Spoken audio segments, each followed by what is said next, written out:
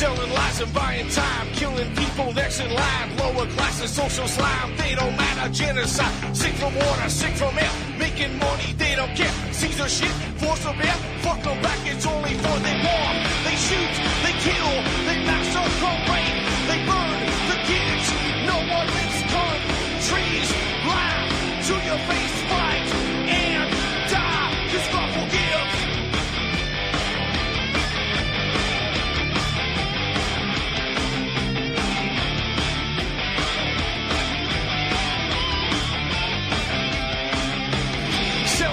Buying time, killing people next in line. Lower classes, social slide, they don't matter. Genocide, sick from water, sick from air. Making money, they don't care. See the shit, force a bear. Fuck them back, that's only fair. They bomb, they shoot, they kill, they massacre, rape.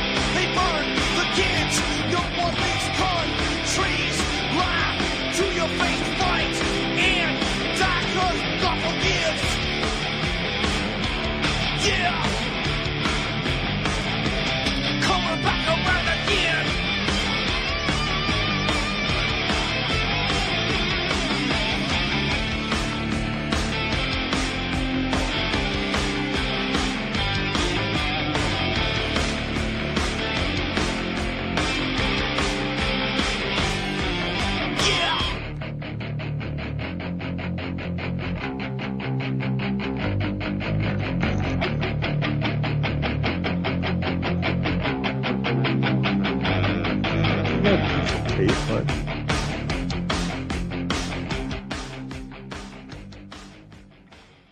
Okay, welcome to the show. I'm your host, Ron Stevens. This is Rock the Boat right here on UCY.TV, the best little network on the internet.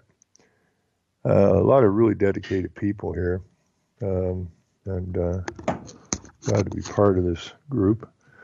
Before I get started, just in case Hal's listening, I got that video from a couple weeks ago, or the show from a couple weeks ago, Behind the Woodshed. And Hal's had some thoughts and processes and ideas about fighting back against the government and their bogus regulations and whatnot, and it was of some help.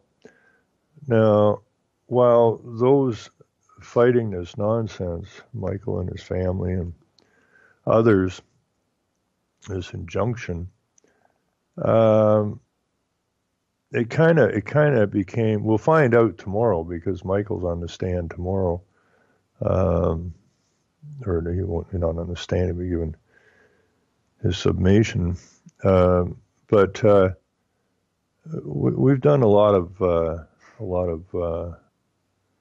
work in the last couple of weeks, and what I do have to say is that when they got their chance, Michael's wife, this is a big deal, folks. This is a huge deal. I mean, this started in 1994. It's 2017. It's still going on, and so many people have been hurt. So much time has been wasted. So much money has been wasted. And the problem with the government, when the government goes at somebody, they have unlimited funds. They have unlimited resources. And they've thrown everything at this raw milk thing in their arsenal since 1994. And the farmer's still standing. And that takes some serious fortitude. They put these people down a couple of times, and for them to come back up again was a very, very tough. Would have been much easier to just wipe their hands and say, okay, fine, we'll go do something else. But when a man knows he's right, he knows what he's doing is right, and he has the moral fortitude that Michael and his family have, puts a big scare into the so-called government, who thinks they can regulate anything, anytime, any way they want, and everybody will just lay down and suck it up and abide by it because they're afraid. Well, a moral man's never afraid. And so this has not just been about milk all these years. It's actually taught a lot of people their obligations as men and women. They don't just should stand up. They have an obligation to stand up. When something is wrong and it's harming people, then you must stand up. I don't know where this idea came from that you can't fight the so-called government. You can't fight city. I don't even know where that came from. Maybe it's just a continuum of the propaganda. When I was a child, I heard when I was a very little guy, I heard, like two things are inevitable, death and taxes. I got the death part. The tax part I was never too sure about. And it wasn't until we got caught in a recession and our business and so many other businesses in the area took a nasty, nasty hit. And, so many of us had to shut down. And not something we did. The boys decided, let's double the interest rate. That ought to mess things up. And we went from having a very successful business to scramble land. And I had the income tax people come after me. And I thought, what a glorious opportunity, because everything is an opportunity. Everything is a learning process. So I thought, well, okay, when I was a little kid, I was always told that, all the way through my life, I was told that two things are inevitable, death and taxes. And I always thought about that. I said, I don't really get that. How can that be inevitable? So I'm running a business, and if somebody owes me money, I'll do what I can to try to collect it. But at some point, if I can't collect it, you're just going to write it off. And I thought, well, the government's a business. So what's with all this, strong arm tactics that they use? And so I thought, what the hell? Good time to try this out. So it took 2 years of, I didn't go to see them. They came to see me, and they never came to my house or my business. We always just sat in a restaurant. And after 2 long years, and there was never any ugliness about it, because I told the guys straight out in our first meeting that, I was always told that death and taxes are inevitable, but I ain't so sure about that. So now we're going to find out. So there was no nastiness, but we did have a lot of breakfasts and lunches over the 2 years. When he would come up to Kitchener and he was in this area to harass somebody, he would just generally call me up and we'd go out and get something to eat and shoot the breeze. And I remember one time he asked me, he says, like, how are you making a living? Right? And I said, well, I'm still working, but I ain't coming above ground till we get this sorted out. So after 2 years, calls me up and we go have something to eat. And I go, what's up? Or when he called me, I said, how much longer is this going to go on? He said, that's why I'm calling you. Let's go get something to eat. So we go get something to eat, and I'm sitting there with this tax guy, and I go like, what's happening? He says, it's over. Done. I said, so you wrote it off? Yep. So taxes are not inevitable. And it's wrong what they've been doing to people. I remember I had a business up in Owen Sound, Ontario, and I was going to do some work for a guy, and I had a different business going. I wasn't a contractor at the time, and he was just livid. He was a small one-man, two-man carpentry guy. And he said they came to his house and they just sat down, 2 guys at a table, and he had his books there, and they went through, and then they just scribbled a bunch of shit on paper and then pushed a number across the table at him and said, that's how much you owe us, and we want it. Or we're going to take everything you own.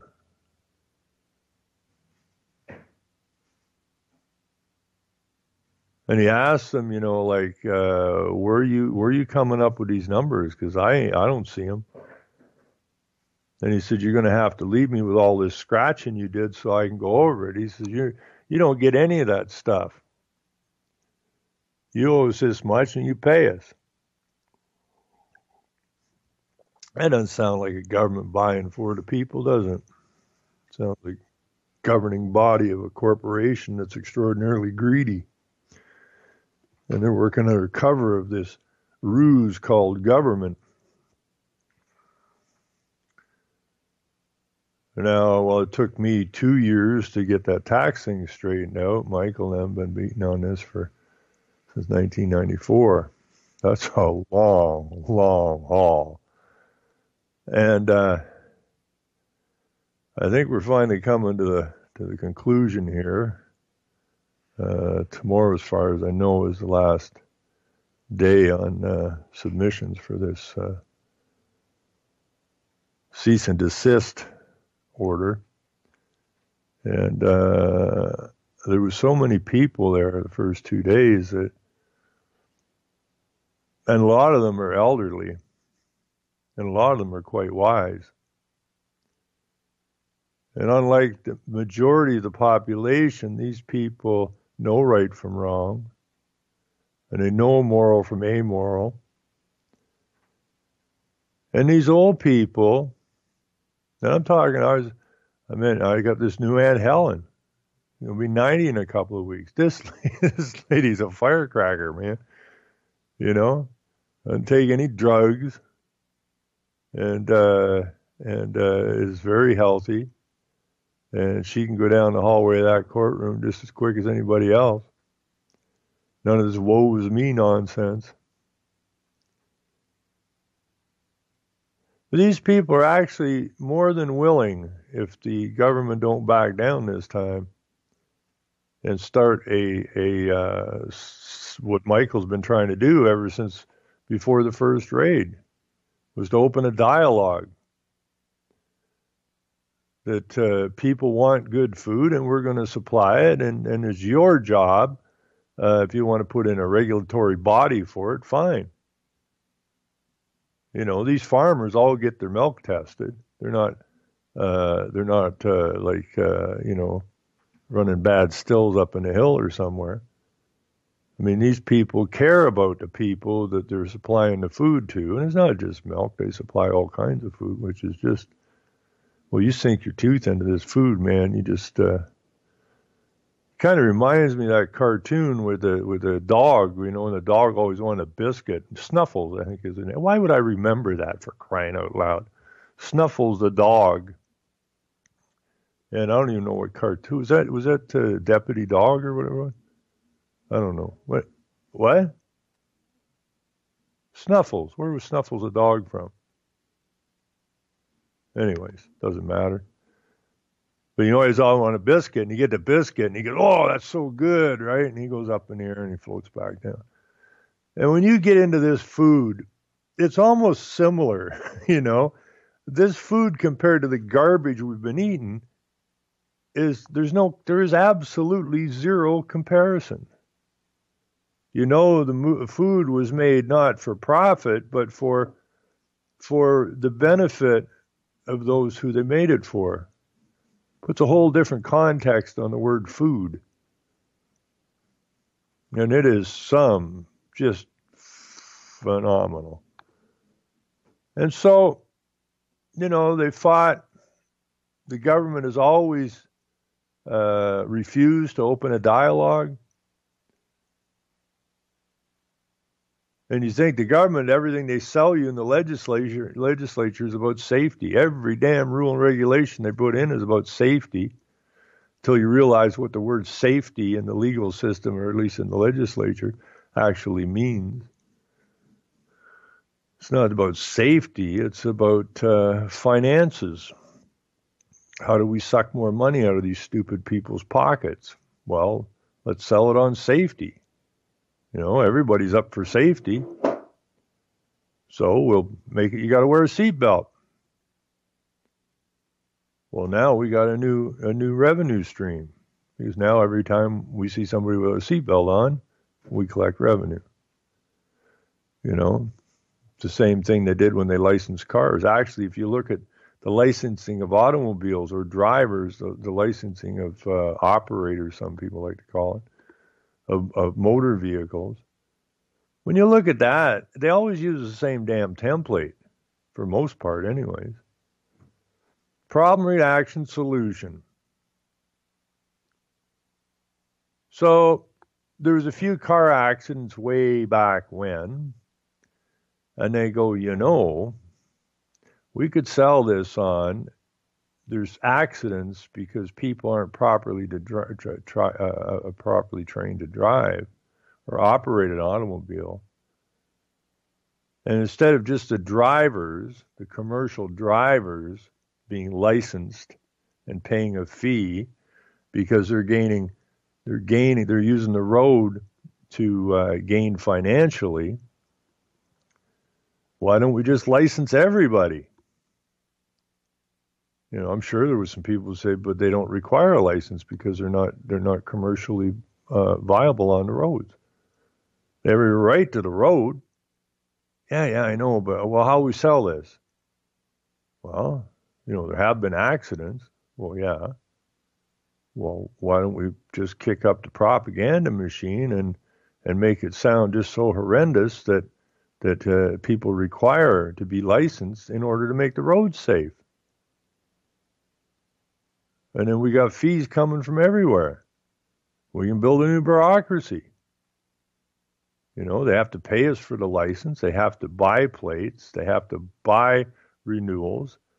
They have to buy a driver's license. We'll make up a bunch of rules, and if anybody breaks a rule, then we get to get into their pocket again. It was never about safety. The licensing of motor vehicle operators, it had nothing whatsoever to do with safety. People are not stupid. And they sell this stuff to people like they are stupid. Well, if they don't have a driver's license, they'll get in the automobile and they'll push it to the metal and they'll do a light speed till they crash into a school bus. It'll be horrific and everybody will die. But if they have a license, they won't do that. Now, that's ludicrous. Anybody with half a brain cell knows that's ludicrous. People are very concerned about their own safety.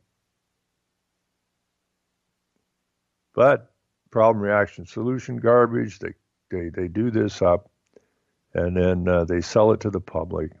Now they control all of the public that is on the roads. And they can pick their pockets any damn time they want. Now, it's no different than the milk situation. Problem, reaction, solution. They knew where the problem was. They knew exactly where the problem was. It was documented.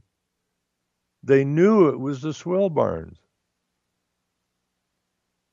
Feeding the animals food that wasn't fit for them to eat, and housing them in conditions that weren't fit for them to live in, milking the cows in unsanitary conditions. Well, that's just an accident waiting to happen. Well, why didn't you clean this up? Well, we were looking for a way for people to get sick and hopefully die so we could take control. So we could set up a new bureaucracy and pick the pockets of people some more. So this idea of safety is a complete and total ruse. It's just some way to get in your pocket. So basically, this whole since 1994 milk thing has been trying to break their nefarious scheme, and they don't like that. You have people out on the road without driver's licenses. I don't need a driver's license. I'm not a driver. I'm not commercial. And it's true in one way, but in the other way, yeah, you are commercial because you don't have a driver's license. Your commercial entity, your legal entity is the one that has a driver's license. You don't have a driver's license because you don't need one. You don't need a license for anything. ever.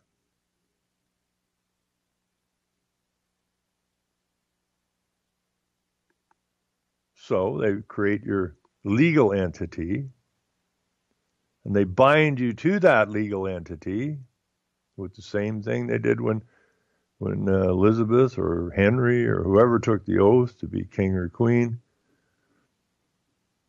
saying that they're a man or a woman, they're a living, breathing man or woman. And when they take the oath, they take the title. Now, it wasn't always like that. Back at the Divine Right of Kings, it wasn't like that. When you took the oath, when a man or woman took the oath to uphold the law, as per the King James Bible, is which they took their oath on, the law is explicitly simple, do no harm, that's it. Treat others as you wish to be treated, pretty simple stuff. When they ascended to take the title on of king or queen, they were still bound by that oath. And they were referred to as proxies of Christ, meaning that they had the right to rule as long as they did not deviate from the oath they took. Well, along come the lawyers and the bankers. And I forget what the name of the king was where this really got going bad, but it had to do with the selling of the land. Now, the king couldn't sell the land. He had dominion of the land. He was the overseer, the protector of the people. There was no land sales. Land didn't get sold. It got conquered, but it didn't get sold. Okay? The king was acting as the proxy of Christ, and it says in the Bible, a man's got dominion over everything. So he was working as the proxy through the title of king or queen. And he granted land to the people. It was never for sale. How do you sell something? Who bought it? Right? Who owned it? Man owned it. Who created it? Man? No, God created it. And what do you say? I've given you dominion over it. Everything's here to house yourself, clothe yourself, feed yourself, and live your life. I'll have to look it up again. I can't remember exactly which king it was, but there was a deal went down. One deal that was very nefarious went down. One of the kings needed some cash for a war. So the lawyers and the bankers stepped forward, and they're going, well, and people, you really can't separate the lawyers and the bankers. One really can't operate without the other. Really can't. They're a tag team, if you will. And, we went to the king, and I think they gave him $1.2 million in coin to finance whatever war it was. And then they said, we forked up this for you. We should get something in return. So the deal was that they would be allowed to lend out $1.2 million, the same amount that they gave to the king, that they would be able to lend that out at interest, but really not lend anything out. Modern banking. And then they come up with this scheme to sell the land. And the king looked at these people like they were idiots, And the deal was, I can't sell the land. If I sell all the land, then I won't be the king, will I? Because I won't own the land. Or I won't be in control of the land, at least. And they said, well, this is the legalese. No, you're not going to actually sell the land, the terra firma. That will never be sold. You will always be in control of that. And he's going, what the hell are you talking about? You tell me to sell the land. Well, yeah, but we came up with this abstract concept, so we changed the meaning of the word land. Really? Yep. So they have the enjoyment of the land. Well, they already have that. Well, I know, but they can't transfer that or sell it. But they don't own it, so they can't sell. Exactly. So the land's never going to be sold because it can't be sold. We're going to sell an idea. And the idea being that they can resell the land, which of course isn't land, it's just an abstract concept we made. And we, the lawyers, and we, the bankers, and you, the king, we can all make a shitload of money. And there'll be none the wiser. Welcome to the real estate of today. Now, I did have a conversation with the head of the real estate board here. I started by calling the feds, the federal group that was in charge of real estate. They were the most nervous. They didn't want to discuss anything. They couldn't get off the phone fast enough. Then I went to the province, and they did some running around in circles, and they couldn't get off the phone fast enough. And then I finally got talking to the head of the Grey Bruce Real Estate Association, and I'd talked to her in the past, and she already figured out that I knew what the hell I was talking about, so she had nothing to hide. You know, and we're talking, we thinks we lost you. I'm still on board here, according to this thing.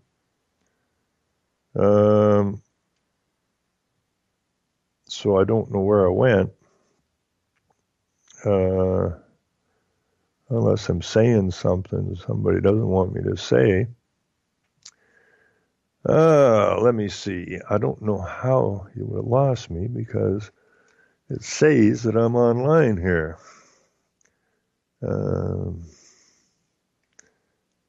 Well, that sucks. We'll see what's cooking here. I hate this crap, man.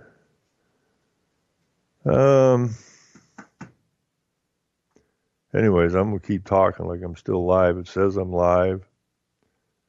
All of my other gear on here says it's working. I'm back now. Okay. I don't know how long I was gone, but I'm happy to be back. But anyways, I'm just going to go on with what I was discussing, you know, with the real estate, and she agreed 100%. This is the head of the real estate board locally. She agreed 100%. The real estate industry is a fraud. No quibbling about that. It's a fraud. Cooked up by the frickin' lawyers and that, and the bankers, and the king. Well, it actually wasn't cooked up by the kings. They were deceived into becoming part of this through ego and greed and whatnot. But what she really floored me when she said, you know, I doubt, this is what she said, I doubt half of them know about it. You know, I said, so what you're saying is half of the realtors out there know they're involved in fraud, and the other half of the realtors don't know they're involved in fraud. That's really quite pathetic. But it is guaranteed a fraud. You know, we're actually, if you think about it in that sense, we're worse off than we were in the feudal system. And this is just a rebranded feudal system that we're in. Okay, we don't own anything, just like we didn't own anything in the feudal system.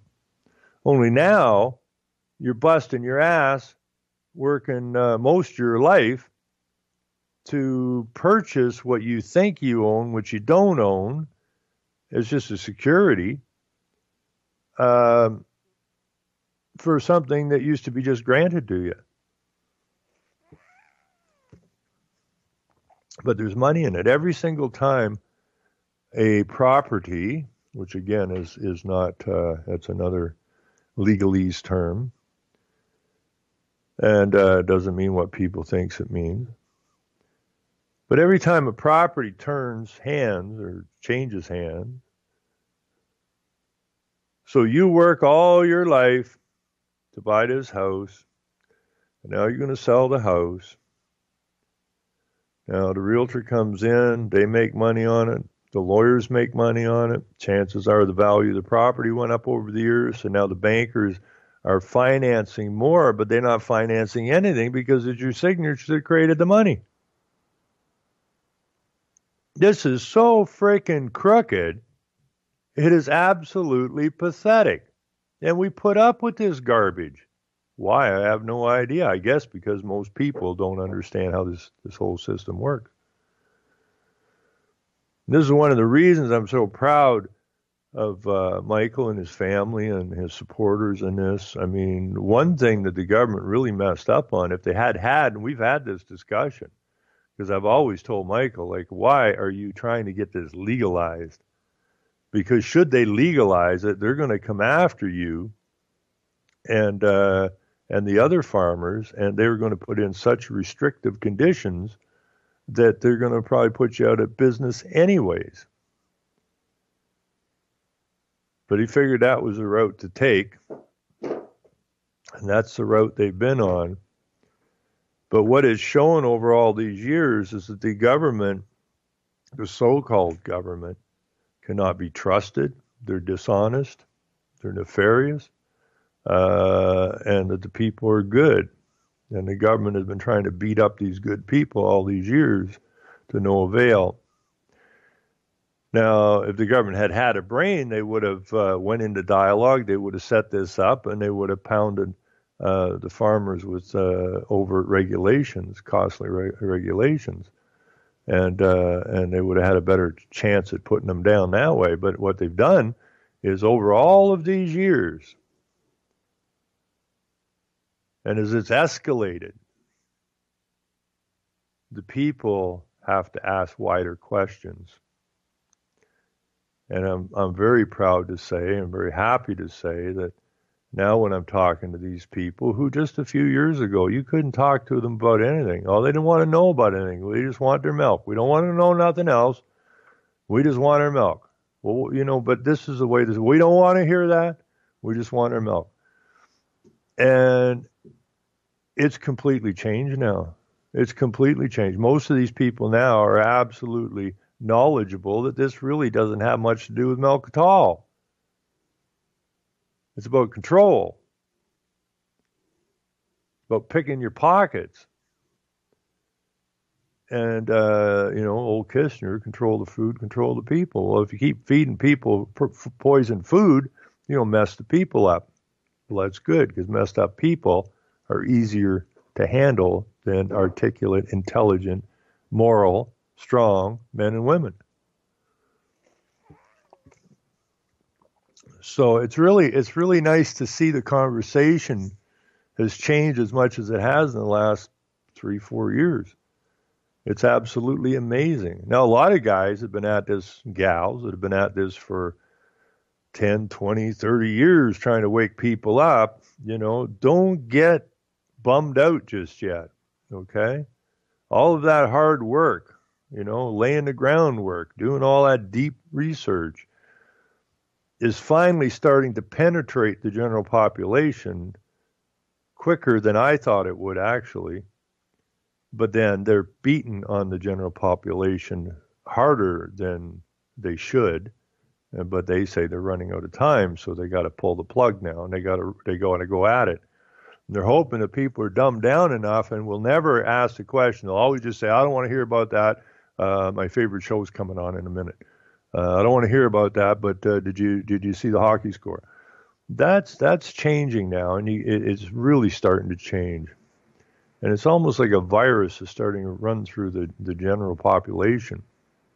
A lot of people don't want to get the virus still, but a lot of people, it's the same as childhood diseases. There was a purpose for those.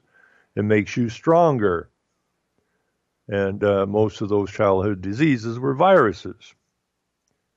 Now, as the child gets stronger and the general population gets stronger after being exposed to the virus, it's the same thing. If you look at the knowledge that's coming out and been out for decades and generations, but it's just finally starting to infect the population. And what does that do to the population? It makes the population strong. Okay? It makes them impervious to the next infection, if you will.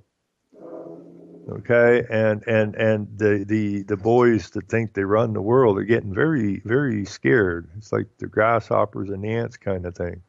Or I'll give this one to Hal, the crickets. I still don't get the crickets, but I'm going with the crickets.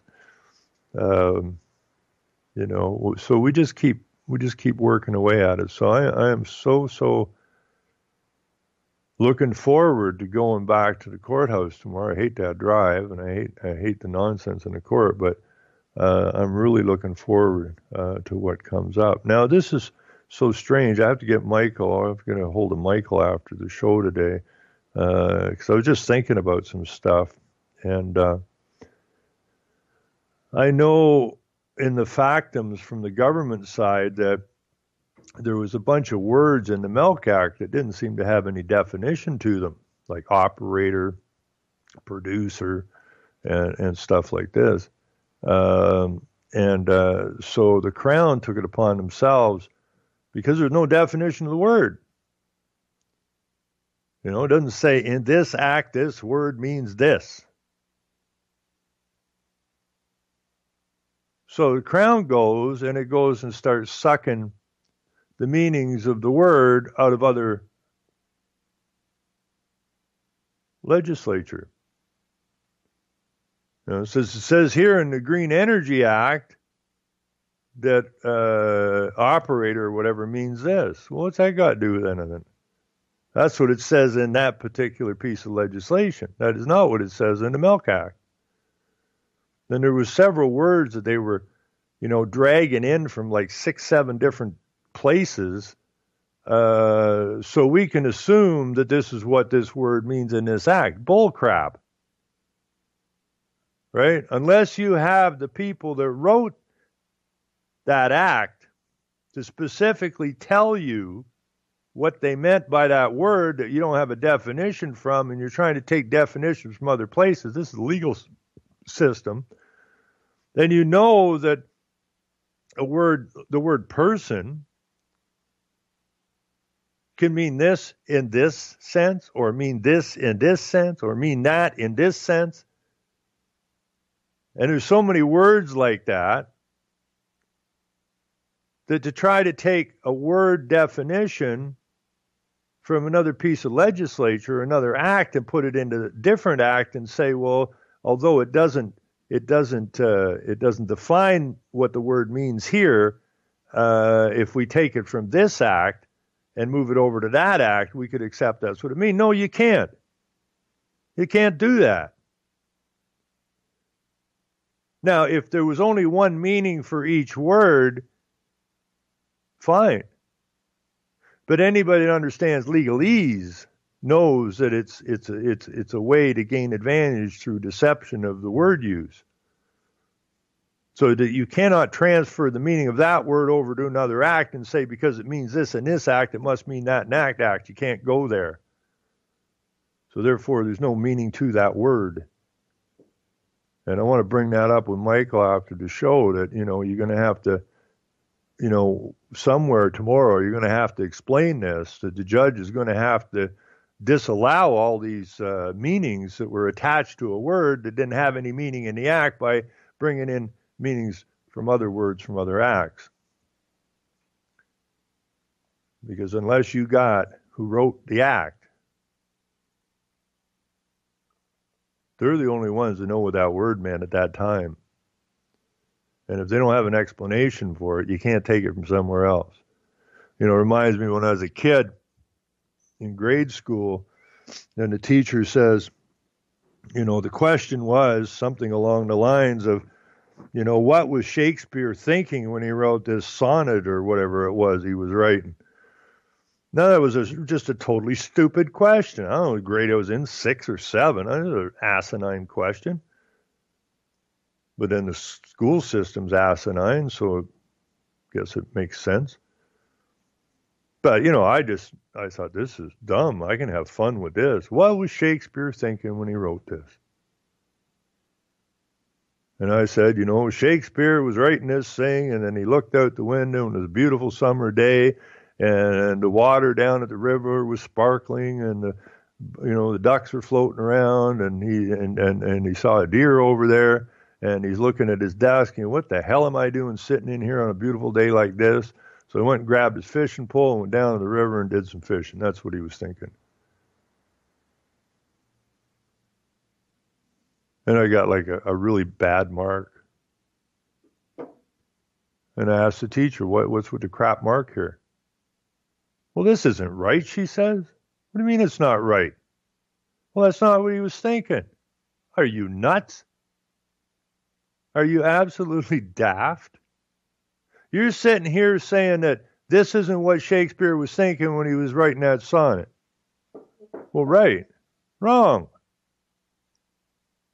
Unless Shakespeare wrote down somewhere what he was thinking when he was writing that sonnet, that he'd rather be fishing than sitting inside on a beautiful day writing this garbage. Any answer is correct. What was Shakespeare thinking when he was writing this sonnet? Well, he was thinking, I got a booger up in the back end of my nostril, and I can't figure out how to get the damn thing out. It's irritating the piss out of me. And why am I writing this damn sonnet? Why don't I go get that booger out of my nose? Is a right answer. Any answer is a right answer. And this is the same thing with the lawyers from the government side trying to say, well, while there's no meaning in the act for that word, we've decided that, this is what they meant. Well, this act was written, I don't know when the hell it was written, long time ago, long before the Climate Change Green Energy Act thing came along. So you're transferring something that was done way later to something that was done way before and saying that that word has the same meaning. Impossible. Absolutely impossible. What you have is you have an act with some words in it you don't have a definition for. Therefore, you really don't even have a word. Because a word without definition doesn't mean nothing. And the idea of an act is you specifically put in the meaning of the target words that are actually the action words in the act. If you don't have a definition for that action word, you ain't got nothing. And I'm going to throw that over to Michael after the show, and if he wants to use it, fine. If he doesn't want to use it, that's also fine. But this is not about, these courts is not about equity. Legal system is not about equity and is not moral. So it's an amoral system with no equity attached to it. And they use all your resources, everybody else's resources, to go and jump somebody. And that's just wrong. And that's got to get settled out somehow. So, I'm really happy. I'm so happy that there was, just a regular family, local farmers who wanted to farm like he used to farm. And that all of a sudden becomes, a huge, huge problem. So this is kind of like David and Goliath, if you will. You got this great big giant there and this little shit. And the little guy's going, that's big, i.e. the government. And they got all this power and strength. And I'm just this little guy out in the countryside with my wife and my kids and my friends. But the big bad giant don't want me doing what I'm doing. He said he can come and crush me. Now, am I afraid of this giant? Well, I just as soon not have to deal with him. Am I doing anything wrong? Absolutely not.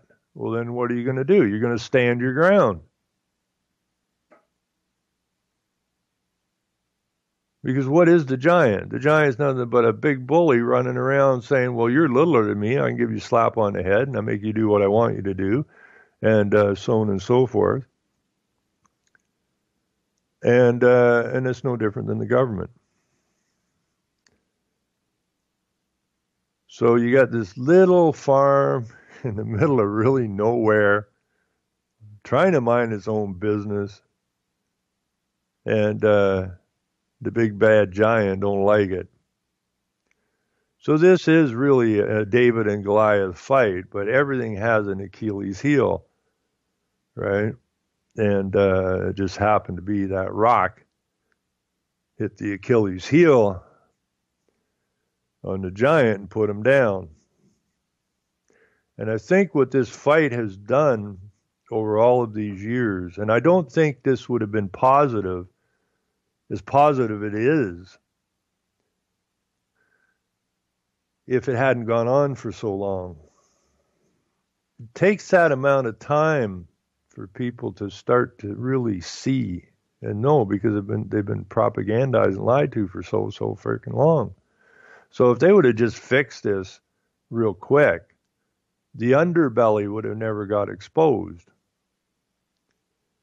You know, and when an animal, normally, a lot of the animals, when they're going to do a kill, they'll roll an animal over and get to its soft side. It'll get to the side that it can get at. And I think this is what this long fight's been about. You know, you almost call what I'm always saying, we got to get the boat flipped, right? The boat's upside down. So over such a very, very long period of time of people believing one thing and not the other, the underbelly's finally being exposed, if you will. And people can see that this isn't unbeatable, that this giant bureaucracy does have a soft spot, a kill spot. And I think that's really the benefit of this fight going on from 94. And I don't know anybody else that could have fought this since 94. You know, really. I mean, I talked to some other farmers and they said they had Michael on the ground, man. They had a boot in his face. Like, he basically lost everything. And for 12 years, they were basically living day to day.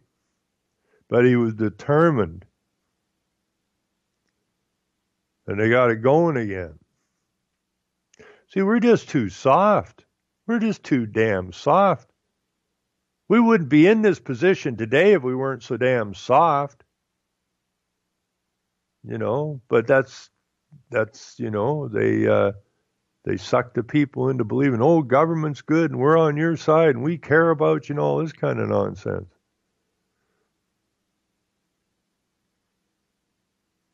It's totally untrue.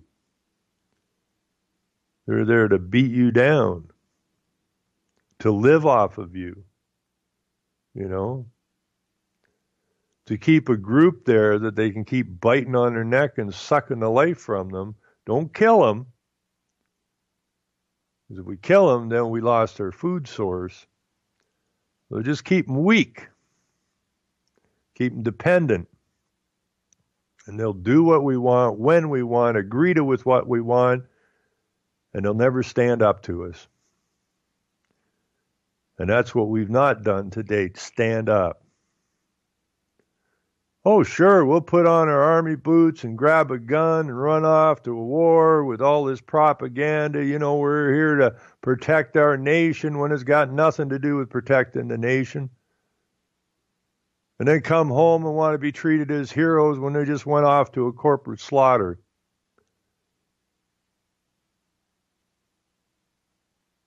Bring our guys home. We got some protecting to do here. You know, the military needs to get its act together. You know, they've got to separate into us and them in that garbage. You know, when they pull them uniforms off, they are us. And we are them. And this is our nation. And we got to get our act together.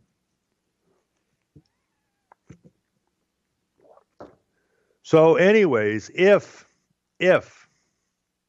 anyone is in driving distance to Newmarket tomorrow, I would really, encourage people to make the effort and see what positive looks like. See what positive people look like and talk like and act like. It goes a long ways to strengthen people. This idea of we run around scared and afraid is coming to an end quick. And again, I'm not into the violence end of this. I don't want to see any violence. I don't want to see anybody get hurt. That's why I talk to the cops whenever I have a chance. And, I don't know really any military. If I had access to them, I'd be talking to them too. I don't have a problem with them. Even some of them, they get real uppity with me. Normally we can settle that down. Sometimes I have to raise my voice to them a little bit until they get sorted out. But in the end, it's like I was telling the head of security down there, and I hope he's listening today. I hope Jeff is listening. I want to thank Jeff. I really appreciate us having that time to talk together. We understood by the time we were done each side. We became, I think, pretty much instant friends by the time we were done that hour-long talk we had together. And he did a lot to chill down the what would you call it? I don't want to call it so much rudeness, but the power freaking on the side of the police, like barking at people and stuff, right? Instead of treating them like they'd like to be treated like men and women, not like cattle. They could be barked at and that. So, it was all positive, but I remember when I told him that I had kicked a cop in the nuts, we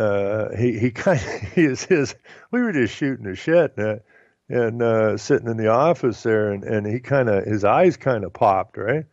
I no, I got to tell you this story, right? I mean, this is when we were having fun, and the cops were told to go get us. We weren't hurting anybody, but you may have a joint in the car or something. So, and the cops didn't know nothing about that. They're just doing what they're told to do. So, and we were pretty wicked drivers too back then. We were kids, and so he pulls me over and he opens the door, starts wailing on me with one of them old-fashioned, steel flashlights with a big lens on them that hold, I don't know what they hold, 200D batteries. They're a huge damn flashlight. Started wailing on me, and I asked him to stop, and he wouldn't stop, so I kicked him in the nuts. And, of course, I have the right to do that. I asked him to stop it, and he wouldn't, and I have the right to defend myself, so I did.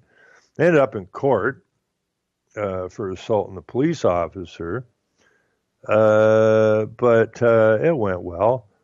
I was a little concerned about it. I said, assaulting a cop. But I said, I explained the situation to the judge. I just defended myself, right? But what happened was that me and that cop became pretty good friends.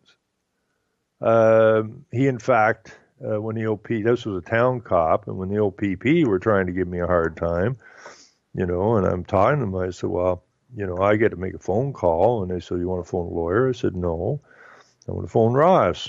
And they go, what are you talking about? Ross who? And I tell him, and he says, well, it's a cop. Yeah, exactly. He's a town cop. You're the OPP. Now, this is a guy I had kicked in the nuts. And so I made them phone Ross like 2 o'clock in the morning or whatever. And Ross says, what's up? I said, sorry for waking you, but these guys are, riding roughshod here. And I need to straighten them out.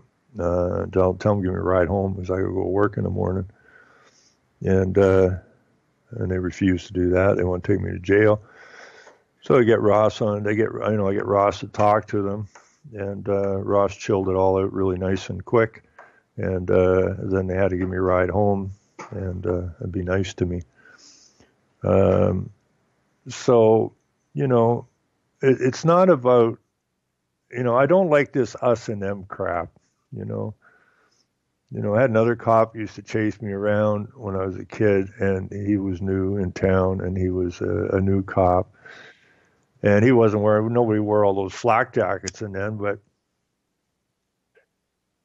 I think we're getting the Dirty Harry movies, the beginning of that coming out and stuff, and there maybe even before that. But he would stand on the side of the sidewalk with his thumbs in his belt loops and his mirrored sunglasses on. You remember them damn things? And that was that cop in the movie with Cool Hand Luke. You had that guy with the mirrored sunglasses all the time, and this guy, I guess, thought he was the same type, and he used to be a real dink. And I'd talk to him all the time, right? Whenever I talk to him, and say, you need to chill out a little bit, because you look rather silly. But he chased me around a lot, chased everybody around a lot, and but I'd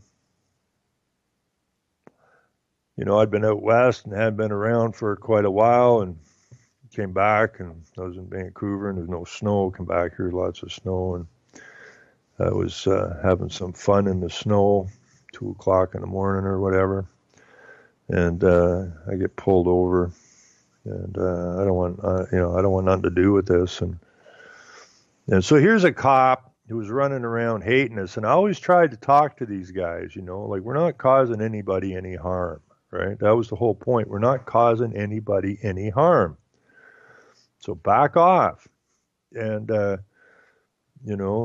show you harm, kind of nonsense. But when he pulled me over, I was a lot older then, and I didn't know who he was. I just rolled the window down and stuck my stuff out the window at him and let him go do his thing. And when he came back to the window, I had the window down. I was having a smoke, and he just pounded me one in the shoulder, right? And I went, what the fuck? And I looked out the window. What the hell was that? And this cop, Dirty Harry, the mirrored sunglasses cop's going, is that you, Ron? I go, yeah. What? Oh, Don. Yeah, Donnie White. And I says, yeah, what's up? He says, remember the times we had, And then we just sat and shot the shit for a while, right? So, I mean, these people, just like the people who are the green people who think that if you cut down a tree, the world is going to change and all this kind of stuff. These people have been propagandized to. This message has got into their head. And I think for the most part, maybe not as much today because they're trying to recruit tougher guys, because those who run the show are getting very nervous about the ants. And that's a good thing. They ought to be nervous, because their house of cards is coming down around their ears now. But it's important that the cops understand that they're being used as a protection for those who are actually harming their own families. Whether you're a cop or a military guy or a teacher or a carpenter or whatever, it doesn't make any difference. We're all being harmed by these higher taxes, higher water bills, higher hydro bills, the fact that your children are being turned into pedophile bait in the schools, and they're being lied to in the schools. These things all affect everybody, regardless if you're a cop or a military man or anything else. But your job is to protect the corporation because you took an oath to protect the corporation. Now, the corporation don't really give a damn about you when you're not in uniform, because you're still being screwed over, and your family's being screwed over. Your children are being screwed over. But you put that suit on, now your job is to protect those who are causing you harm, and that's ludicrous. You ought not ever to be protecting someone that's causing you harm. And the reason you're decked out with all of this stuff is to try to fear the public. But when the public loses its fear, then those who hired these people to protect them get very, very very, very nervous and afraid. They are the ones now who are afraid, not us. Okay, so the boat is slowly flipping over here. And we will be victorious. All we got to do is stand up and make it known. And we don't need to be getting violent. We don't need to be firing rocks at people. Do say what you mean and mean what you say always, right? Like I told Jeff there, the head of security, I said, I might have kicked this off, right? Because when I walked in this courtroom, and I was here in 2010, you just walked in the courtroom. Now I walk in here and I got all these scanners, I got all these cops, I got to empty my pockets. What the hell is this all about? When I saw that, it pissed me right off. And I said so. So I may have been the driver of the escalation of what was going on here, but that's still not the point. What are they doing there is the question, right? He says, well, a cop was shot in the courthouse 2 years ago in Brampton. And I said, well, this ain't Brampton. And one cop gets shot over the course of how many decades in a court somewhere in Canada, and that gives you carte blanche to lock everything down and treat the people like they're criminals? Baloney. And he said, well, there was that 9/11 thing. I said, yeah, so what you're doing is you're building fear on fear on fear and fear. So it's problem, reaction, solution. You got your problem, which was all created, and now you can bring your solution, which is the lockdown of the people in any so-called public building. Bull crap. It doesn't fly. It's not acceptable, and it's not right. So, anyways, it all worked out well. I didn't get thrown in jail. I didn't get jumped. Although Twitchy there really, he really was. He kind of reminded me of a junkyard dog, right? I suppose you could leave him at the front of the courthouse if you had him chained with a good big chain, so he could bark and growl all he wants, but he can't go bite nobody, right? But I forgive the guy. He was in the military. He may have seen some nasty shit or was involved in some nasty shit that he's not pleased about, or it changed his outlook on life or whatever. But ought not to be in the public, And so Jeffy did pull him off of the front end there, which was good. And so now, when I go in the courthouse, instead of police growling at me, they usually ask me questions. We'll sit around, shoot the shit, and go from there. It's all about transfer of information, It's all about getting the truth into somebody's head, or at least getting the seed of the truth in there so it conflicts with what they think they understand, right? Don't mean to mess anybody up, but they need to get those seeds planted. They got to understand that they are just as threatened as everybody else, just as threatened. And then when I'm talking to the cops, it boils down to the same thing so many times. It boils down to that damn paycheck. We used to use that song way back when. I don't know when we were on. I don't remember what the hell was the name of that thing? Blog Talk Radio, I guess. That was a long, long time ago. I think we used to play that sometimes. That in Nine Inch Nails song. We bite the hand that feeds you, and that's the important thing, right? What's more important, that paycheck, or your morals, or your family? Right. So, I tell them, I said, we're still going to need cops, right? We're still going to need cops, but we need moral men to be cops, right? To protect a moral system, not to protect an amoral system, which is there to deceive and harm people. It makes no freaking sense. You wonder why these cops are so stressed out. Well, they know what they're involved in for the most part. And a lot of them are just looking for a place to take out their aggression. So a cop pulls you over, he may come up and he may be a real dick, But the idea is to, I believe in psychology. I don't like psychology because it's used to deceive, but it's a hell of a tool, you know. It's a hell of a tool. Like you can escalate or de-escalate something really fast if you understand what the hell it is you're doing, right? Like when I went into that courtroom, or not the courtroom, but the courthouse, and saw what I saw, I was irritated big time by this. And I said what I felt, and that started to escalate things quick. Now I you know, I'm a pretty good judge, and I can keep an eye on who's escalating, who's the dangerous party here, and I can either, you know, send a zinger that way or find somebody else that's cooler, and get them on my side to chill the situation down, or you know, it's just, I don't know if it's, I've been at this so long and I've been dealing with these people for so long, I understand how they operate.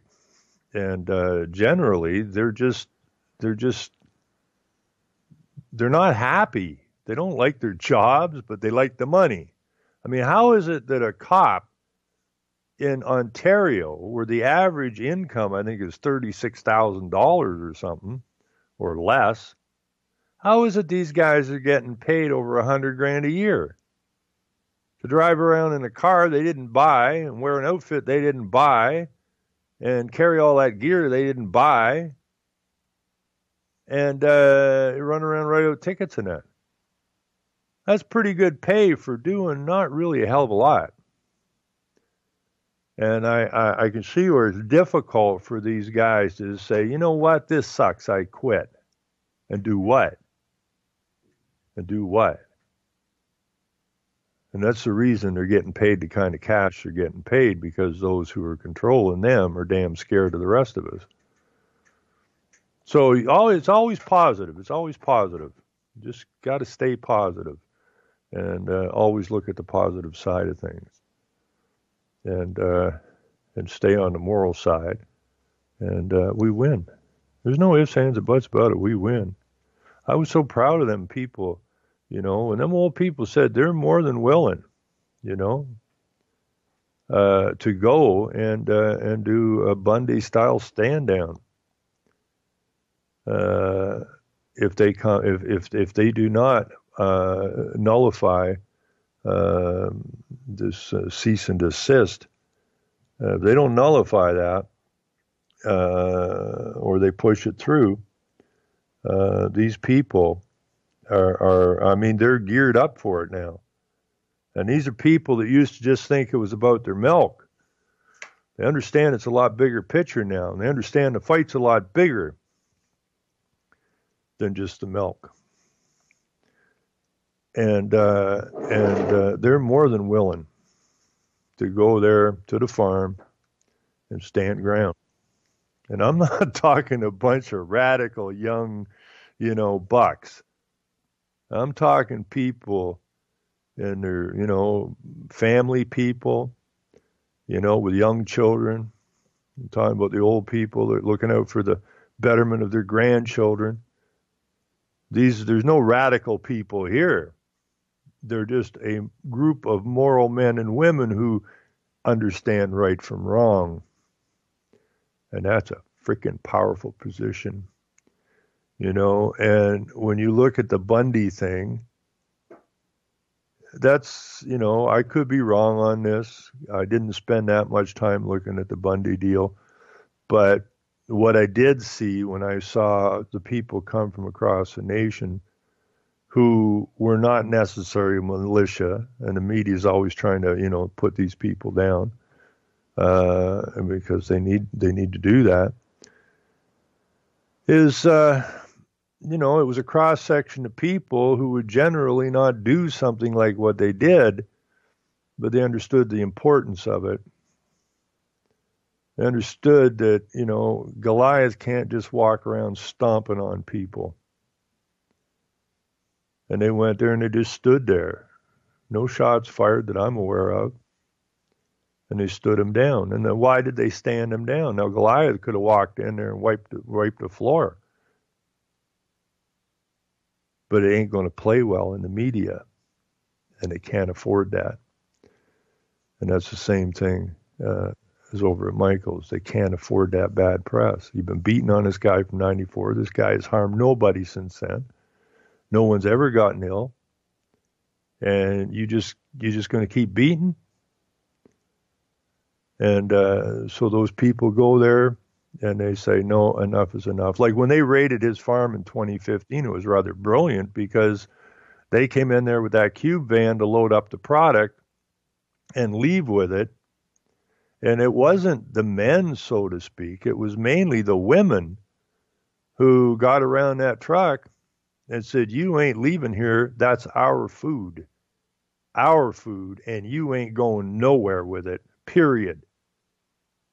And you got all these cops and stuff and all these government agents and stuff. And when push came to shove, what'd they do? They emptied that truck and left empty-handed. They came in with an empty truck, they left with an empty truck. And then they ran around and put some charges of obstruction and stuff on people who really didn't do the obstructing. It was really a lot of the women. But they had people like Michael and several of these other people targeted, so they throw charges at them of obstruction. Who obstructed who? You came in here unannounced and obstructed our lives. And because you didn't get what you wanted, because the people stood their ground, now you're all like a bunch of little kids again. You're all pissy-faced. And so you come back with these ridiculous charges, which are not going to stand, and just waste more time, more money, more effort, and trying to beat somebody down you ain't never going to beat down, and you're looking like fools, but you're really waking people up, and that's the beauty of it. It's the absolute beauty of it. So, I'm really looking forward to tomorrow and see what happens there. And I want to thank Hal for his thoughts and his ideas.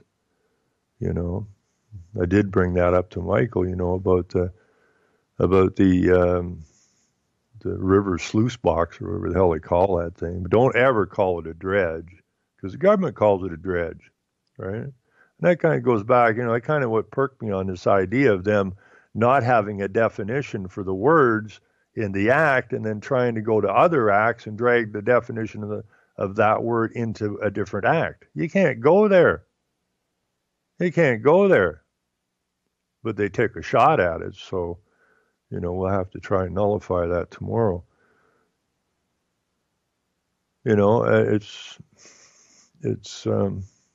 It's what good people do. I should put that video back in there today if people haven't seen it. And for anyone listening, I have that video on my, and I do hate Facebook with a passion, but it does have a purpose. So you use what tools are available. But you can go to Rock the Boat Radio Facebook and you'll find the latest video on there. Or you can go to Michael Schmidt.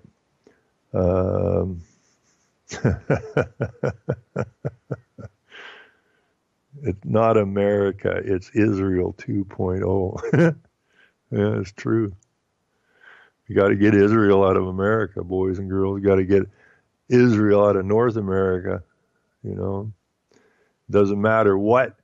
I mean, it's not hard to see this connection because here in Canada, we have more so-called mainstream parties than they do stateside, but every one of them's wearing that damn Israeli beanie,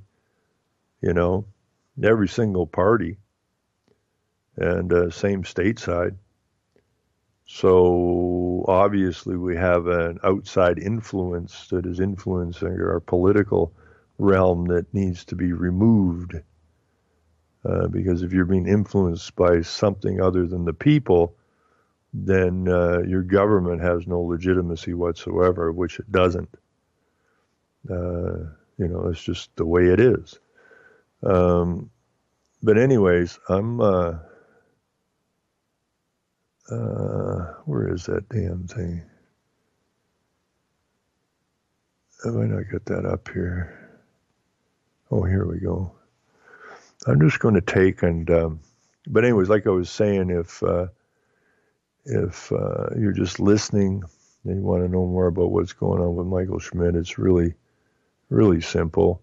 You can just go to Michael Schmidt Facebook. You can go to the Bovine, which is a blog which keeps an eye on just not Michael's stuff, but other things to do with farming.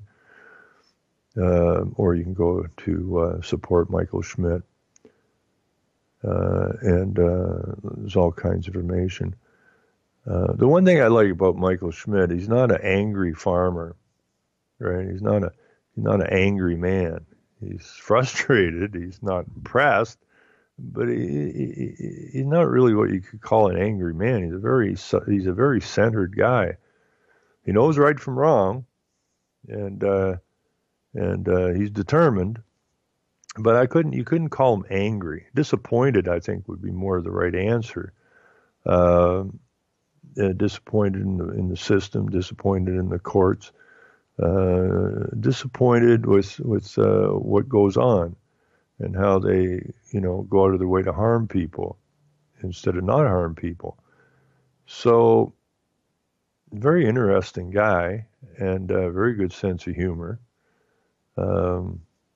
Which I don't, it's hard after all this, 3 generations of this nonsense, how you keep your sense of humor. But he had, because he's coming from a moral place, he knows he's standing above them, right? And that's where you fight from. And I don't want to keep bringing that up, but the gentleman who,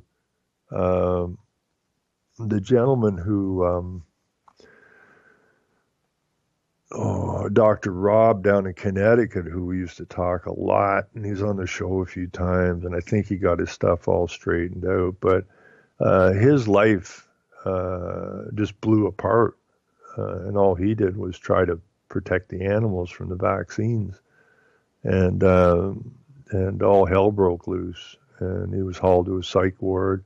And luckily, one of his customers was head nurse and got him out of there real quick. But it was like getting sideswiped because he didn't see any of this coming, right?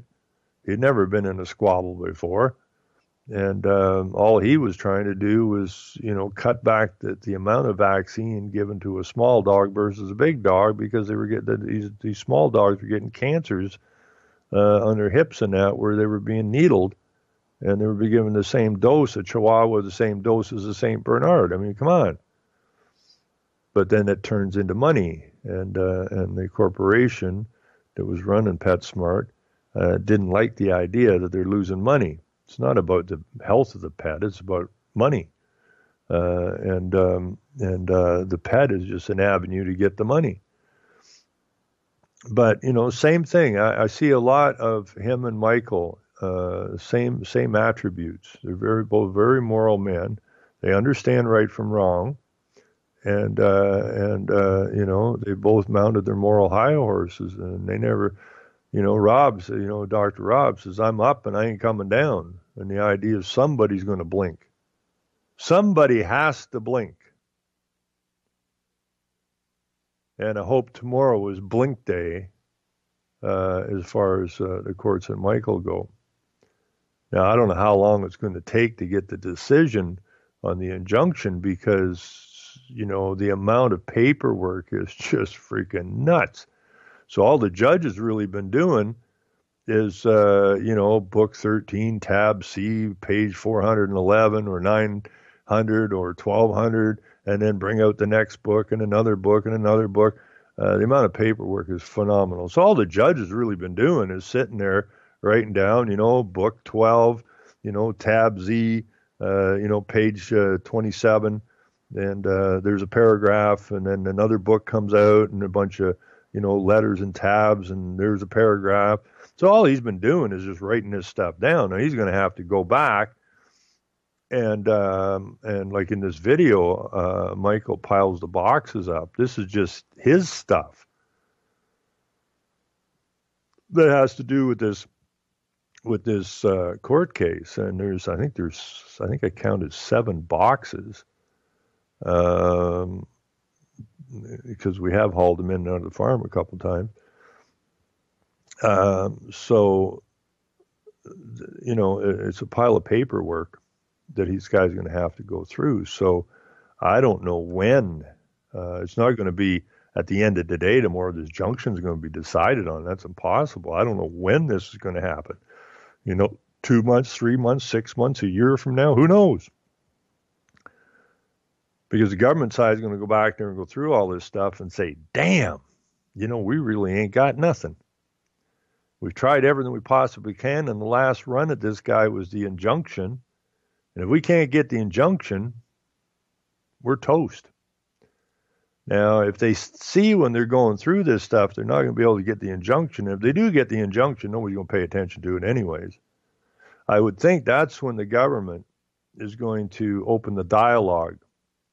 And because they can't be trusted, this is where you get to the blink part, right? Somebody's going to blink. It's not going to be Michael. It's not going to be Michael's people. It's not going to be the co-op or whatever it was they created. None of those are going to blink. So the only ones that got to blink is going to be the government and the court. Now, I always explain to people is once somebody blinks, you best know when they blinked. And it's not going to be you that blinks, so they're going to blink. Now, the trick is to know that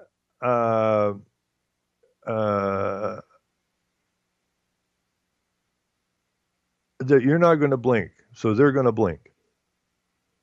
But you also got to understand is when they blink, they're going to try and get you back into negotiation. I think this is where they're going to go, and this is when, because Michael has been wanting to have this regulated, he cares about the health of the people.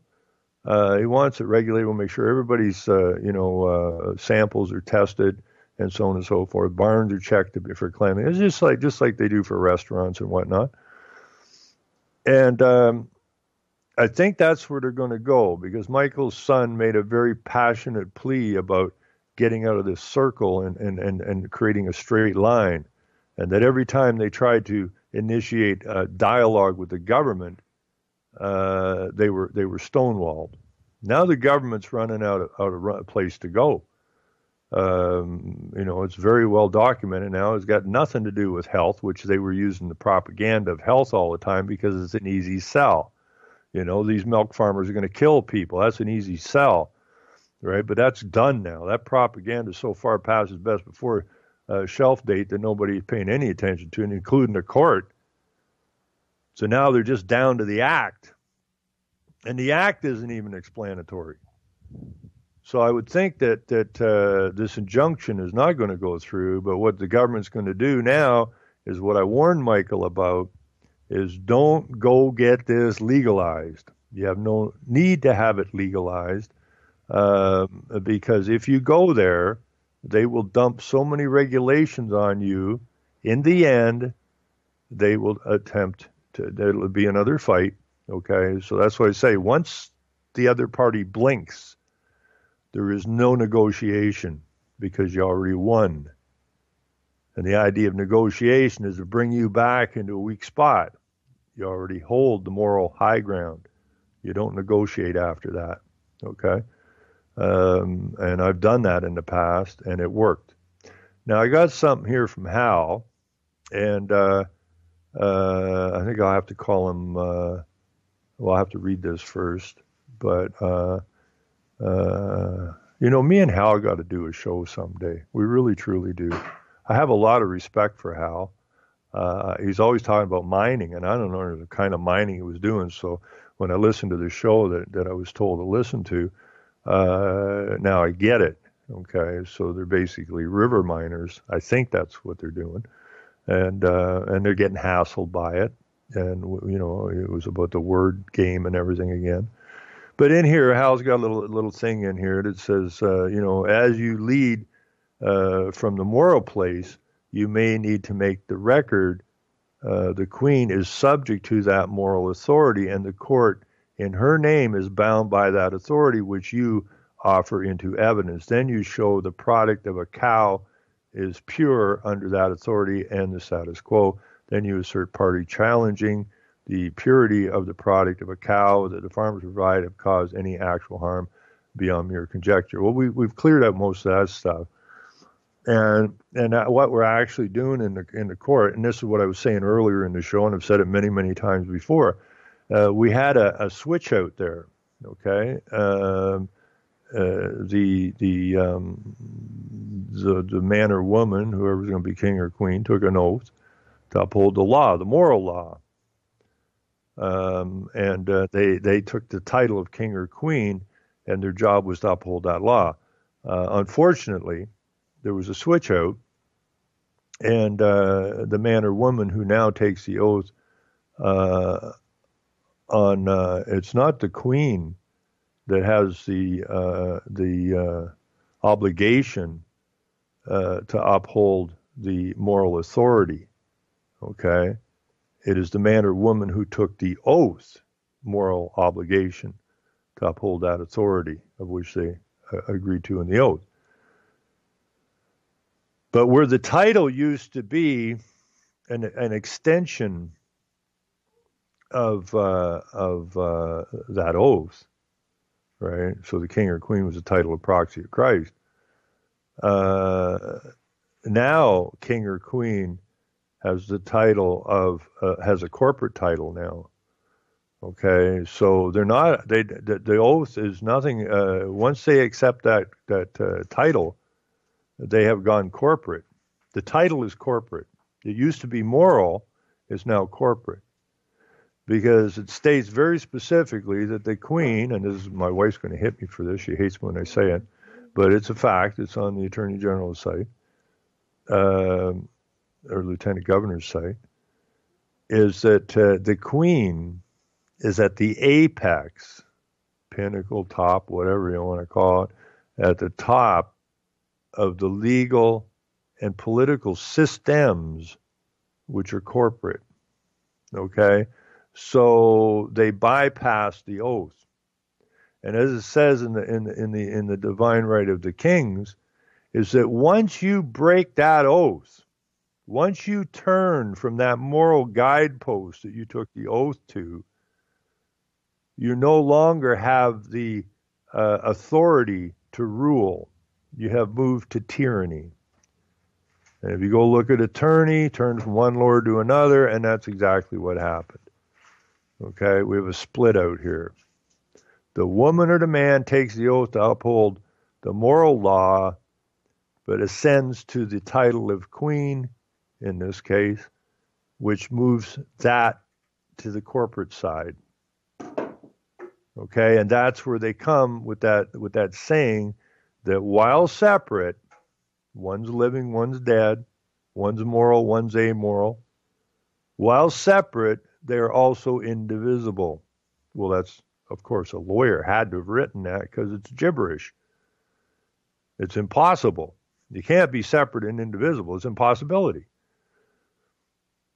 So they took good, added it to bad, and just like they use with the terms legal and law, they have nothing whatsoever to do with each other. But by intermingling these words constantly, people come to believe they mean the same thing when they mean actually the opposite.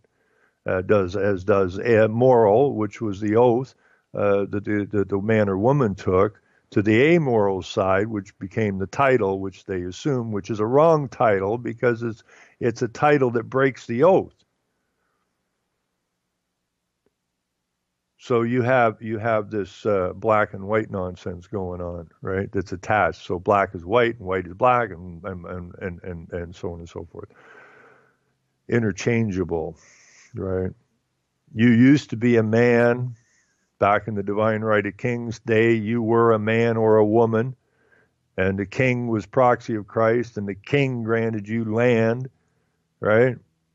But you're no longer a man or a woman, okay? You're a corporate entity because your entity resides in the political legal system, okay? So again, while you're born a man or a woman, you live your life as a corporate entity.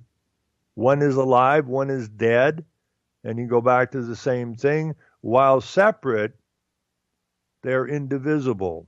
You've never been charged for anything because they don't have the legal system. The political system has no attachment to you whatsoever. They only have an attachment to what they created.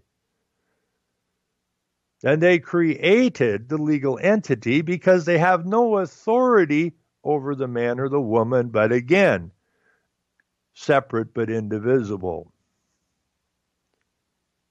And this is the nonsense that's going on, and this is what people have to understand. That's the only way you can break this damn cycle, is to understand it. Now, what do we got here? The farmers' rights antecedent, whatever, I don't even know what that word is, before any subsequent title. That's why you enter it in the record, not just talk about it. The breaking of any oath is a different charge and based upon the record of the moral authority. Right. Unfortunately, the court doesn't recognize the moral authority, at least not the courts here. But yes, it absolutely should be put to the court record. Absolutely. Because once you bring the title forward and they understand you know what you're talking about, they tend to run away because you caught them and they got nowhere to move to. So, but I think tomorrow, just the fact that we actually have now the documentation as for the reasons for the Milk Act and the pasteurization are completely different than what was sold to the public. And I think that should go a long way.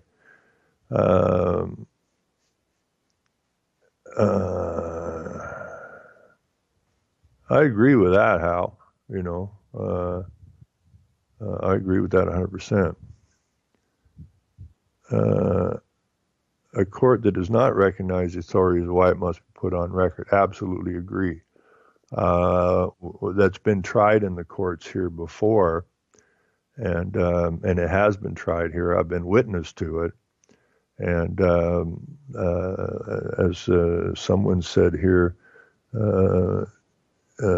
Islam Frog, no one listens, Hal. And that's absolutely true. Okay, it's absolutely true. They'll shut it down, run away, have the parties drawn out and thrown out the door. They will not listen. But we're going to keep banging away at it, right? And they are afraid. They are desperately afraid because they're seeing the people rise. The judge that was sitting in there, I mean, if you saw the size of the overflow room in that court, you'd freak out. It was humongous, and it was full. And the beauty of that overflow room is you could talk, right? You're not stuck in the courtroom, and you could hear better because they, I don't know what it's like anywhere else, and maybe in the States, but here, the courts, unless you're a party to the action that's going on up front, if you're sitting in the public gallery, you're straining all the time to hear what's going on. So the overflow room was beautiful because we've got big screen TVs with volume controls on them. So everybody can, hear what's going on, and they can converse and they can discuss what they're hearing as it's actually taking place. So it's very conducive to sharing information. So it was good, but I wish you had been there, Hal, and everybody else. If you would have seen the look on these Crown lawyer faces as the day went on Wednesday, and watched them starting to kind of sink into their seats, and they had their heads in their hands, and they're going like, "Who is this woman?" Right? I think one of the lawyers, like, "Where the hell did you learn all this stuff?" "Well, you've been beating on it since 1994, right?" And I guess all that paper makes good insulation out at the farm, because the office walls, the two offices there. I don't think they had two offices, but they got two now because they got so many boxes of paper. It's just filling up the house. No, I wish you could be there, Hal, because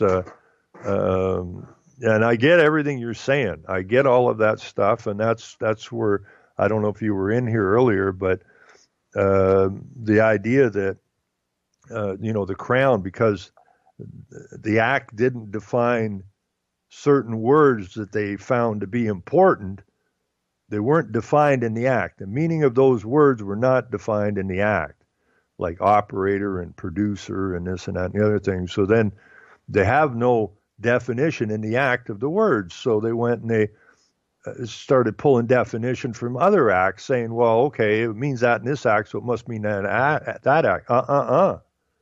Because if you understand the legal system, you can take one word and you can put a dozen different meanings to it in different contexts and different acts. So you can't be dragging words in here and saying, well, that's what they meant when they said the word. You can't go there because you have nothing to back it up with, unless you got the guys that actually wrote the legislation at the time to say, yes, this is what we meant.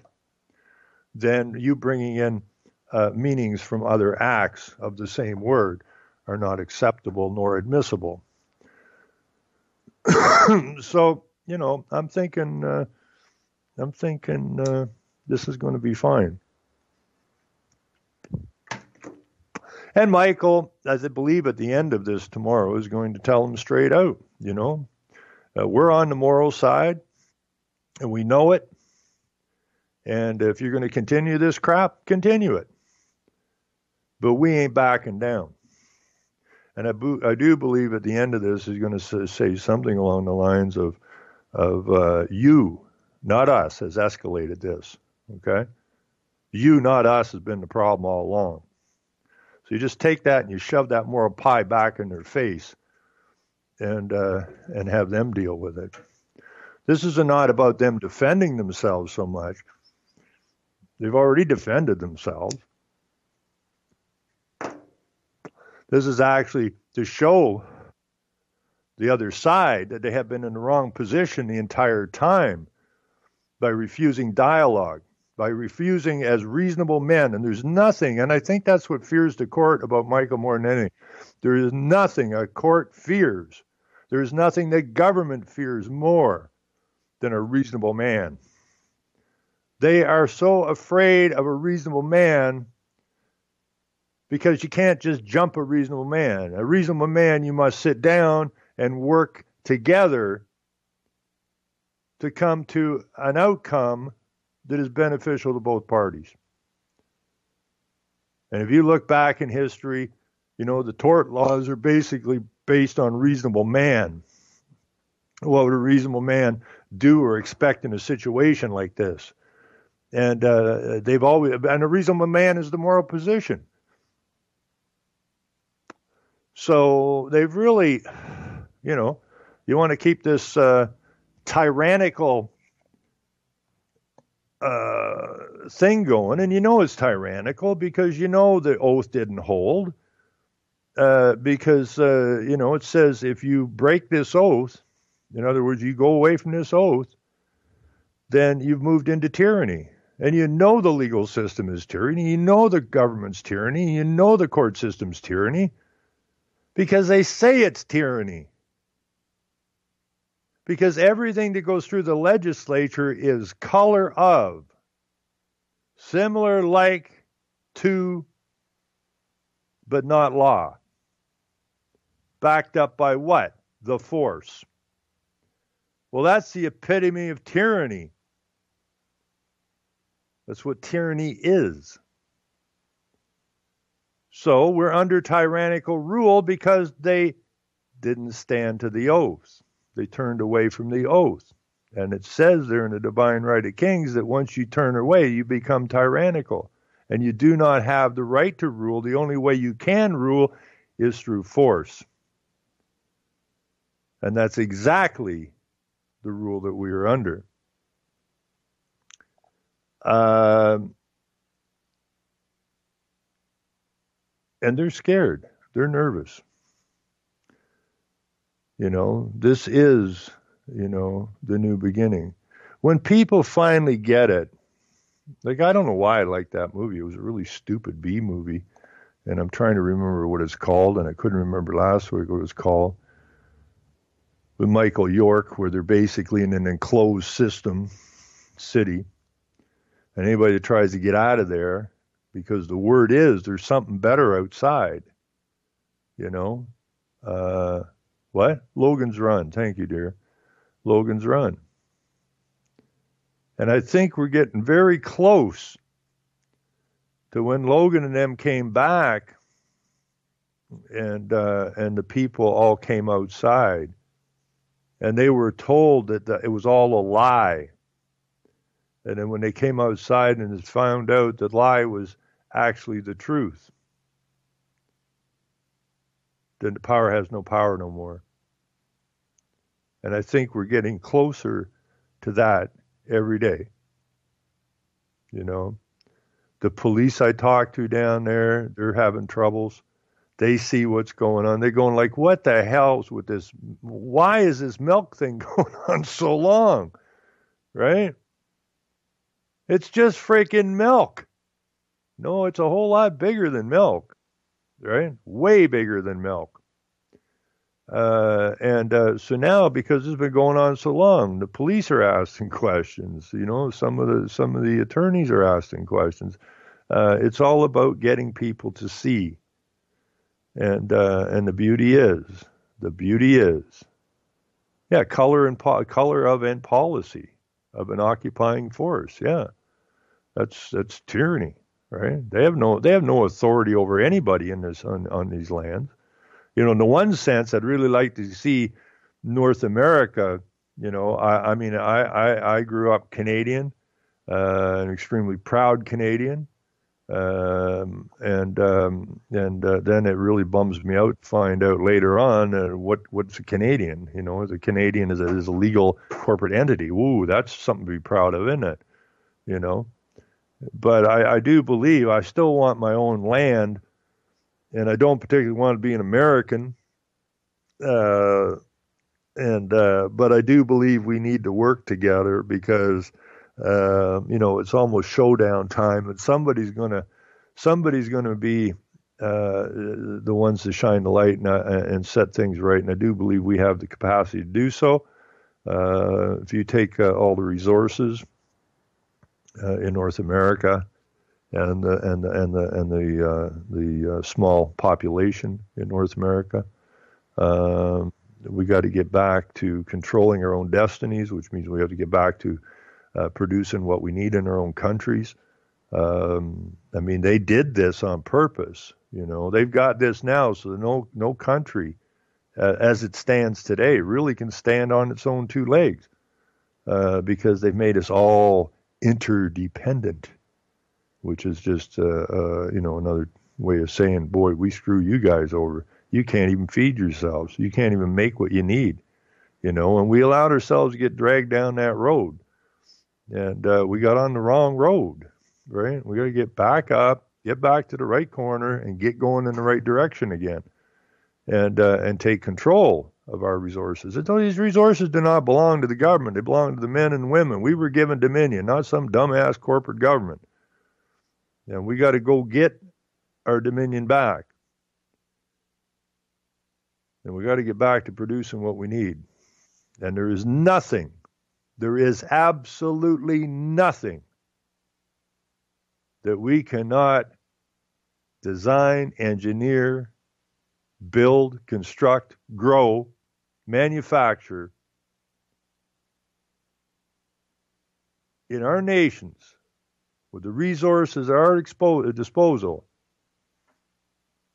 that we need to be dependent on anybody for anything, anytime. Now, That doesn't strike out trade. I'm all for trade, but free trade is a race to the bottom, plain and simple. They use free trade to pull our manufacturing away from us, to make us dependent, interdependent, whatever damn word they want to use.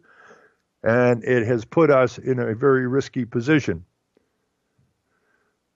So we need to go and, be men and be women. I mean, Jesus, our forefathers built what they needed, They built what they needed. They created what they needed. They grew what they needed. And then along came incorporation. If you incorporate your community, you will get benefits. In other words, if you incorporate your town or your village or whatever, your community, yeah, you'll get benefits, all right. You'll get a few little benefits you could have dealt with yourself, but now you become their slave.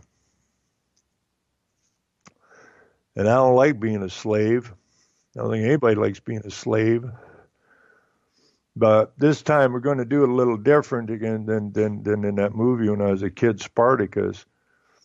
I was really up on the people that are beaten down to stand up. Always have been. But where they did it, where the native people did it, where they being of good moral standing in that, decided that they would fight back when they didn't have the capacity to fight back. In Spartacus they were outnumbered and outgunned and or outspeared and outcharioted, I guess. And the native people, tried to fight back, but they didn't have the weaponry to fight back. We today, again, do not have the weaponry to fight back. So, all you people get jacked up because you own 10 AK-47s or whatever. Give your head a shake. Give your head a shake. All you're trying to do is repeat a bad history that's been proven doesn't work. We have the numbers. We have the numbers. Old lady from Jamaica that I met at the courthouse, Ruth. I don't know who old Ruth is, but she ain't young. I first met her outside the courthouse during a break or something, and she come out and she had a big, thick Bible under her arm. And I said, you carrying the law around with you, are you? And we got talking and stuff, and she knows her stuff inside, outside, upside down, backwards. And if you saw her in the street, you wouldn't think so. But when you talk to her, she's got this nailed to the wall.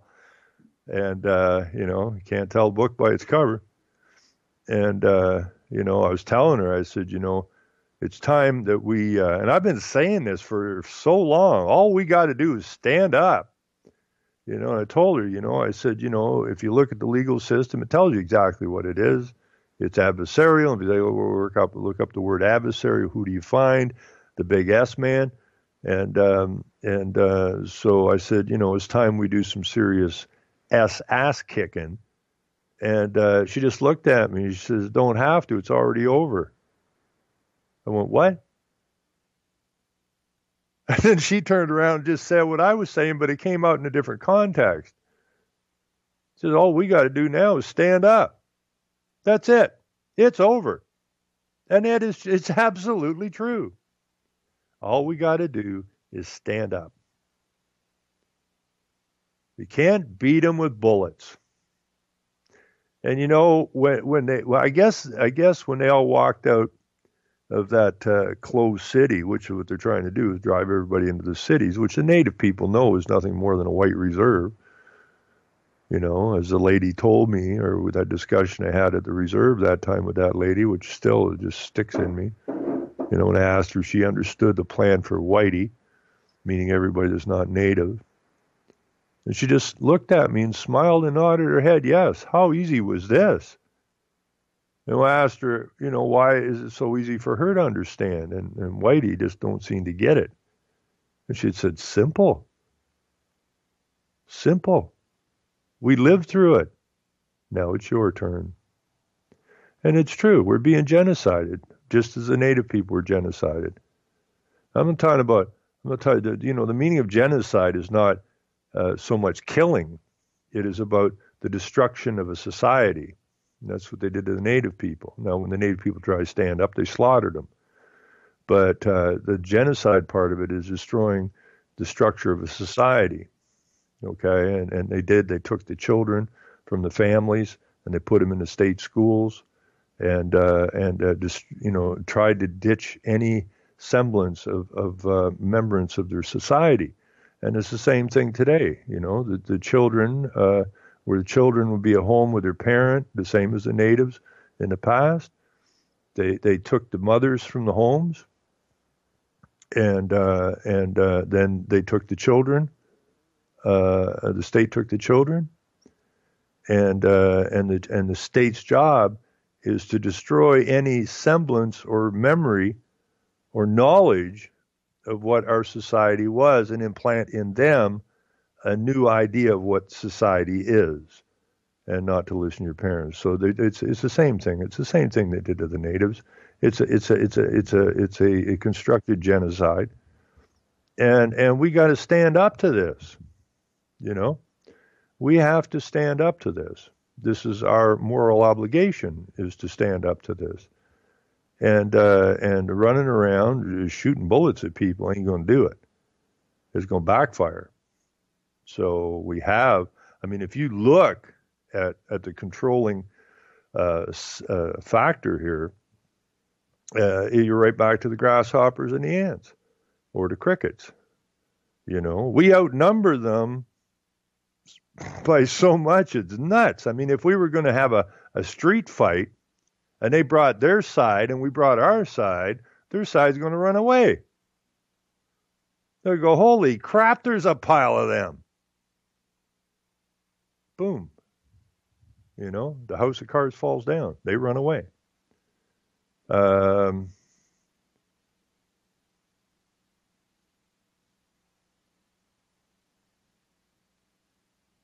But let me see, what's this say here?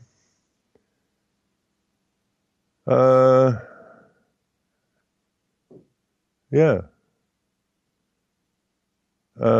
Find out how you show you don't have to, and then you don't have to tell people to stop paying. Hat shouldn't exist for them. Yeah, but it's like when I was talking to the cops there, right? It goes back to that song from Nine Inch Nails or whatever, bite the hand that feeds you, and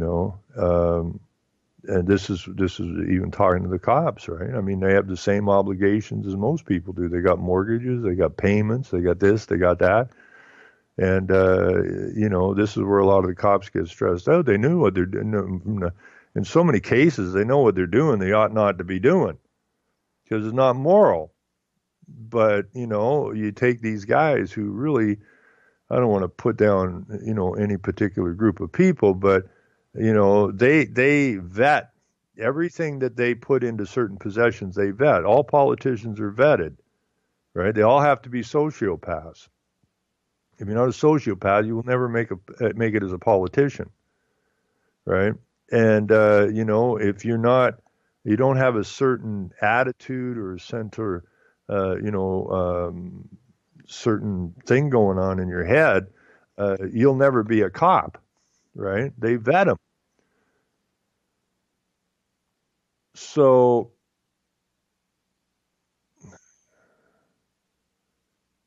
there's a duck loose. I got a phone 911. Hello, 911. Yes. Is there a problem? Yes. I have a crazed duck keeps attacking me. And where is he? I don't know. Kingston. Hey, Chris, how you doing, bud? I'm having so much fun with this. I'm having so much fun with this duck thing. I can't even stand it. Well, I wanted a different letter in the front, but I wanted a different letter in the front, but most sites won't allow it. Mm. So that's why I became the duck.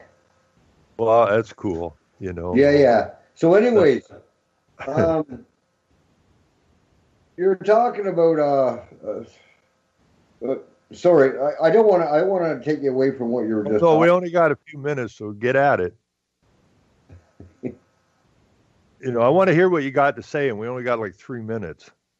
Okay. Yeah. No. Well. Okay. First off, I'll say it was you did a good job today. I wish I could get you on Hal's show. I wish I could get me on Hal's show.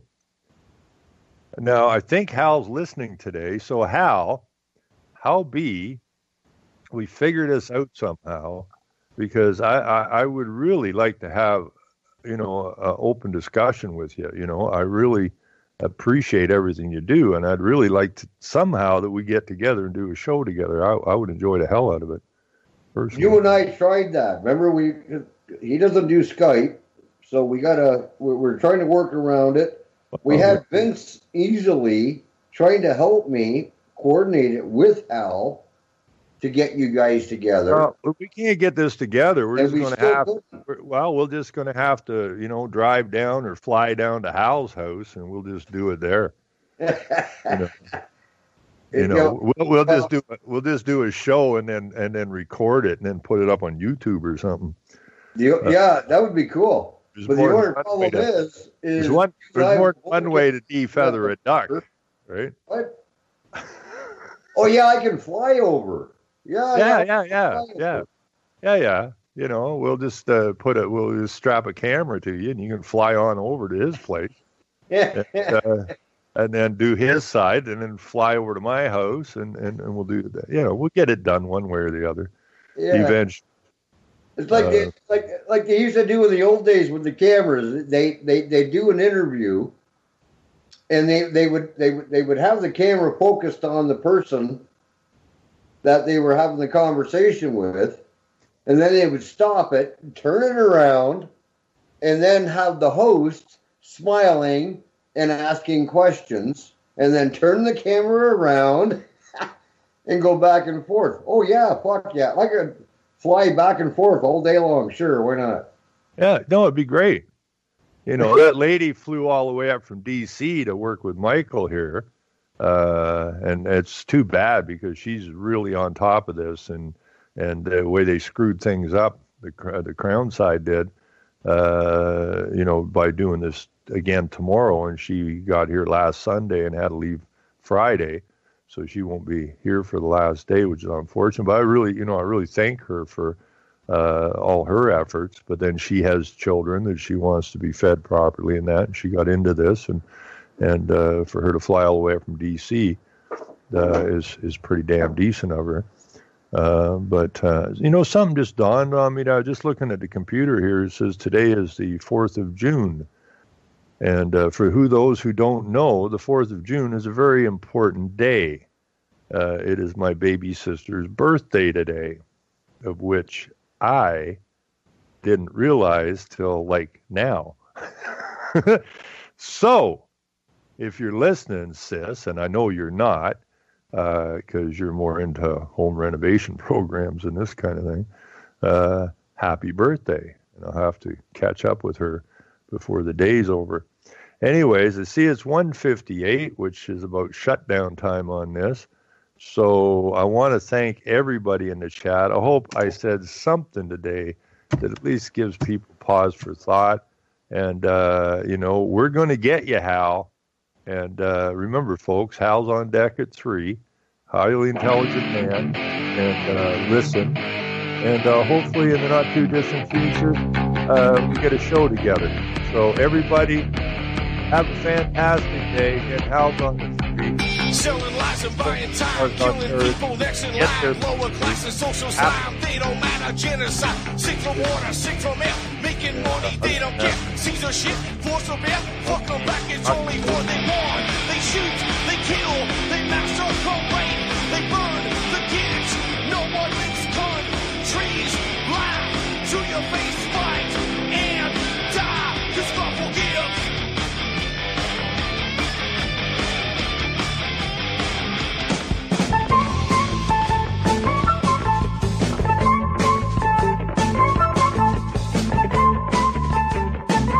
is Ozzy Skateboard, and you're listening to UCY.tv.